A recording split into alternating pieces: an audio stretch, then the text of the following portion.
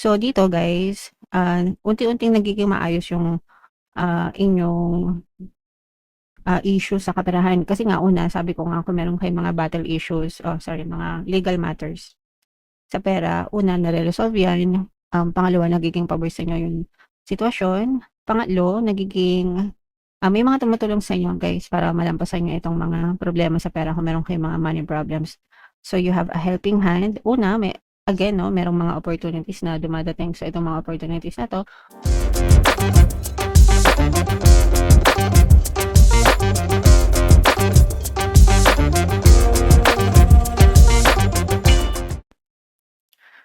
Hello guys, hello Pisces. Welcome back to Pinoy Pixie Tarot. Ang pamagat ng episode natin for tonight is first half kapalaran para ngayong May 1 to 15 guys para sa Pisces, Sun, Moon, Rising sign and Venus. Unahin natin tong deck na to guys. Ito yung mga angel messages sa inyo or yung mga paparating sa inyo, mga pwede nyong ma-experience guys ngayong panahon na to. So yung first message natin guys, ito yung mga bagong adventure, mga bagong simula para sa inyo. Yung iba sa inyo pwedeng meron din kayong travel no dahil summer season ngayon guys. Baka mag-backpack kayo, backpacking, mountaineering, trying new adventures, escapades, mga kapiksi, okay? So, i-enjoy nyo lang since summer naman guys, no? Pero syempre, kailangan ingatan nyo rin yung inyong kalusugan dahil nga mainit sa labas. So, yung prone tayo sa heat stroke mga kapiksi. So, medyo mag-ingat-ingat na lang din kayo guys, okay? Pero enjoy, have fun mga kapiksi. Ito naman ay mensahe na may forever guys, no? Totoong may forever, mga kapiksi, sa mga naniniwala sa long lasting romantic love relationship guys. Yung mga hindi naniniwala sa forever, sila yung mga usually na heartbroken and hindi nyo naman sila masisisi kasi yung belief is galing din sa experience guys, no? The more na na-experience mo yung isang bagay, the more na mas nagsusolidify yung iyong paniniwala. So, but sa mga naniniwala sa forever, yes guys, may forever, no? So, yeah, make sure na ayusin nyo lang yung inyong relationship guys para maging harmonious. Meron tayong mga relationship subliminals din dito sa ating channel na pwede nyo rin pakinggan guys. Okay, and then we have goals, no? So, ito guys, magandang sign ito na maaaring may mga na-achieve kayo ng mga goals, yung mga sinet nyo for 2026 guys, baka may nasisimulan na kayong ma-achieve mga kapisi. So, that's good for you guys, alright? Basta mag-persist lang kayo guys, maging consistent and definitely you will achieve your goals, Pisces. So, shuffle natin to guys, hanapin natin yung energy. Ito guys, sa love naman ito. Tingnan natin yung mga gustong sabihin sa inyo ng person nyo. This is more on dark side, dark confessions ng person nyo guys, no?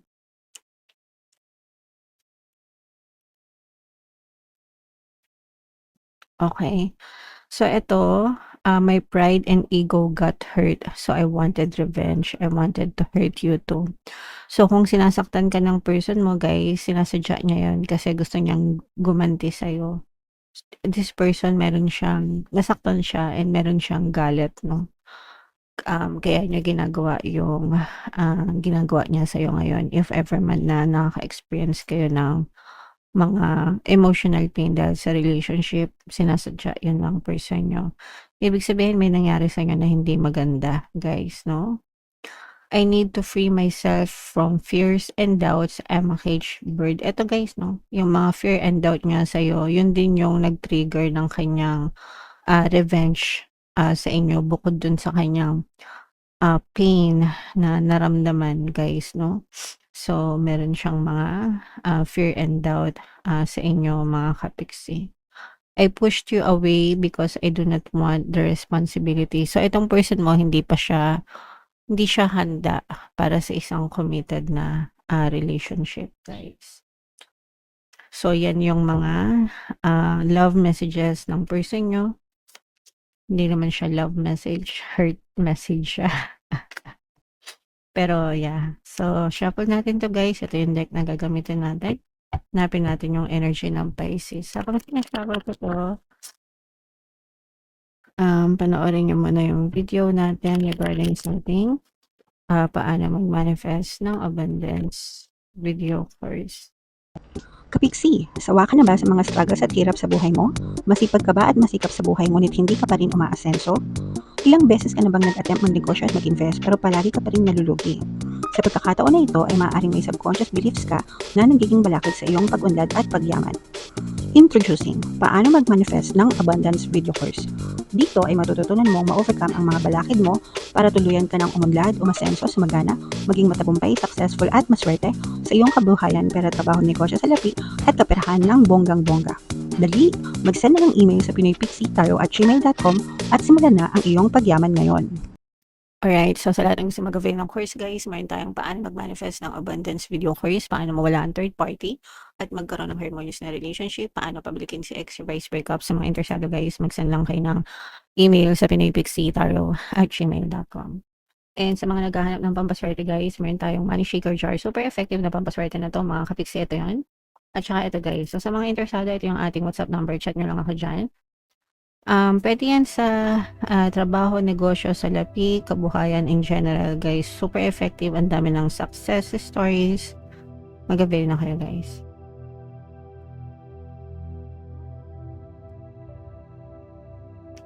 Ito guys, this is both positive and negative. Sa negative guys, ito yung mga away, conflict nyo sa ibang tao. Sa relasyon ito guys, yung iba sa nyo super stressed. Pwedeng sa romantic relationship or kahit na hindi romantic relationship, pwedeng mga relasyon nyo sa kaibigan nyo, katrabaho nyo, kapitbahay nyo. Pero puro away ito, puro away, gulo, conflict mga kapiksi. Yung iba sa inyo nagpapalitan na kayo ng maanghang na salita sa text, sa chat. Yung iba parang umaabot pa kayo sa point na nagpo-post, nagpaparinig kayo sa social media. Guys, super stress, hindi makatulog yung iba sa inyo. Yung iba dahil sa trust issues mga kapiksi, no? Meron kayong trust issue with this person. Guys, yun yung pinanggagalingan nun guys. Kaya palagi kayo nag-aaway. Meron kayong mga unresolved issues, tapos nadadagdagan pa siya ng nadadagdagan. So this is something that you should settle with this person. Kailangan ayusin nyo to guys, no? Kung ayaw nyong ma-stress mga kapiksi, it's either tapusin nyo, cut off your connection with this person para hindi na siya madagdagan guys. Pero kailangan magkaroon dito ng acceptance and forgiveness. Kasi pag walang forgiveness guys, yung resentment, yung grudges, nakatago lang sa puso nyo and magsisilbing block yun sa inyong pagkakaroon ng maayos na buhay mga kapiksi. Okay? Alright. So, yun yung nakikita natin sa negative. Sa positive guys, yung sinasabi nating adventure, definitely for some of you, may mga adventure kayo this month. Maaaring mag-travel kayo, pwedeng sarili nyo lang, pwedeng with your family, mga kapiksi. You are exploring places. Yung iba sa inyo, nag-explore din kayo ng mga opportunities guys. Maaaring may ma-manifest kayo ng mga other opportunities, mga kapiksi. Pwedeng pagkakitaan ito guys, no? Or pwedeng dagdag sa pangkabuhayan, showcase nyo ang mga kapiksi. Okay? So, i-mind nyo na tong mga adventure na to, itong mga new opportunities. Ito guys, minamanifest nyo to, malakas yung hatak sa inyo yung mga opportunities na yan. Meron din mga magagandang kontrata. Ito guys, if you have mga legal battles, kung meron kayong mga legal battles na pinagdadaanan, especially sa pera, kung meron kayong pinaglalaban na pera, mga kaso about money guys, no? Magiging pabor sa inyo yung resulta. Ibig sabihin, maaring kayo yung manalo sa mga kaso nyo guys. Okay? Alright. So, what else? Tingnan pa natin. Yan, i-mind nyo na yung mga legal battles na yan, yung mga journey, no opportunities, manifestation. So, what else guys? Tingnan pa natin. So, dito guys, unti-unting nagiging maayos yung inyong issue sa kaperahan. Kasi nga una, sabi ko nga kung meron kayong mga battle issues, mga legal matters sa pera, una, nare-resolve yan. Pangalawa, nagiging pabor sa inyo yung sitwasyon. Pangatlo, nagiging may mga tumutulong sa inyo guys para malampasan nyo itong mga problema sa pera kung meron kayong mga money problems. So you have a helping hand. Una, merong mga opportunities na dumadating. So itong mga opportunities na to, pwede rin ito maging susi sa mga money problems nyo. And yung iba guys, talagang merong tulong na helping hands, no? Tinutulungan kayo ng mga kakilala nyo, kaibigan nyo, kapatid nyo, kamag-anak nyo, para malampasan nyo yung mga money problems nyo, mga kapiksi. So that's a good sign na hindi talaga kayo pinapabayaan. Plus, nagiging wais na rin kayo guys sa pag-handle ng money. Yun yung maganda sa inyo. Mas marunong na kayo mag-budget ngayon, mas balanse na yung paggastos nyo, mas pina-priority nyo yung mga expenses nyo guys, no? So, kaya nagiging maganda din yung direction ng inyong kaperahan, mga kapiksi. Alright? Okay, and this is a brand new beginning for some of you guys. Pagdating sa love, ito magre-resonate ito sa mga single.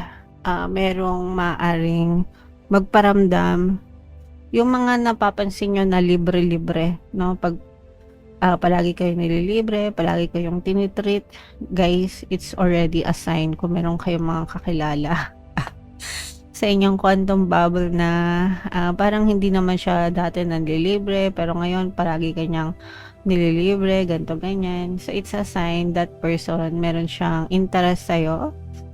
Gusto niyang mapansin mo siya, kaya siya nanlilibre, mga kapiksi. Gusto niyang mapasaya ka, at saka at the same time, gusto niya na mapansin mo siya. Okay? Alright. So, yeah. Yan ang iyong reading, guys. Comment down below if naka-resonate kayo for more tarot readings. Ito yung playlist nyo. Ito naman yung ating success stories ng paano mag-manifest ng abundance video course. Panoorin nyo itong video natin, guys, about money shaker jars.